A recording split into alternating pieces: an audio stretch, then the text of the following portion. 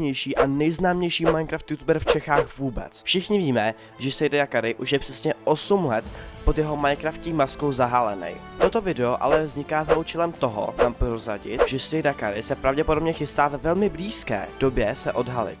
Ještě než začneme, bych byl fakt extrémně moc rád, kdyby se kliknul na odběr. Je to zadarmo, bráško, a mě to extrémně moc pomůže. Díky.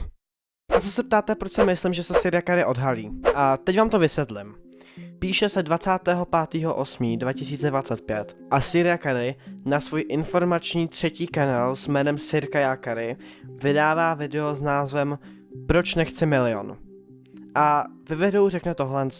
Kdybych se fakt snažil a tlačil na to, tak už ten milion mohl dávno být před pár měsícema, určitě.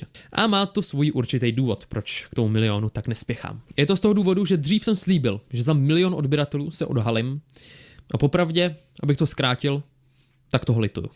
To nebylo dobrý rozhodnutí.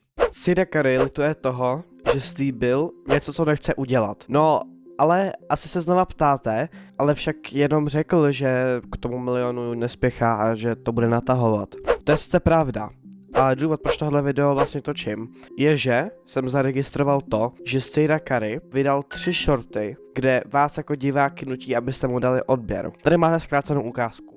1 milion odběratelů, to je číslo, ke kterému už se ten kanál hrozně blíží. Už jsme jenom kousíček od toho. Tady mám před sebou asi ten největší milník, kterýho je vůbec možný dosáhnout. Jak vidíte, tak tohle je aktuální počet odběratelů a blížíme se k 1 milionu. Tohle je oficiální seznam těch nejodebíranějších youtuberů v Česku. Takže nikdo neví, kdo bude ten 12. youtuber v Česku, který překoná 1 milion. Tohle všechno nasvědčuje tomu, že by se Sejda Jakary vážně mohl odhalit. Je teda zvláštní, že o tom nikdo moc nemluví, taky by Jakary mohl být skibidi a extrémně nás potrolit, že na to kašle. Udělejte se na to obrázek sami. Já si myslím, že to nebude jen tak. Nebo se Jakary opravdu rozhodl, že se odhalí a naruší tak jeho nějaké soukromí?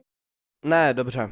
I když jsem vám tady řekl věci, které nasvědčují tomu, že se Sejda Jakary odhalí, tak si myslím, že to nebude tak horký. Protože před chvílí jsem vám ukazoval ten úryvek z Jakaryho videa, kde říkal, že lituje toho, že se eventuálně bude muset odhalit, ale nepustil jsem vám ten zbytek, což teď napravím a můžete se na to udělat obrázek sami.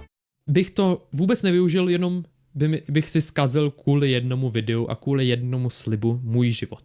Lidi by byli spokojení, dobrý, jako dodržel jsem to, ale já bych prostě se neměl tak dobře, no. Chápu, že byste chtěli vidět, jak vypadám a td. Rád bych vám to dopřál, ale přijde mi, že prostě ten 1 milion odběratelů, to už je taková hranice, to už je prostě strašně moc. Ale přijde mi, že teďka ještě na to není ta chvíle. Odhalí se teda Jakary vůbec? Váš názor napište určitě do komentářů a já doufám, že se vám video líbilo. Nezapomeňte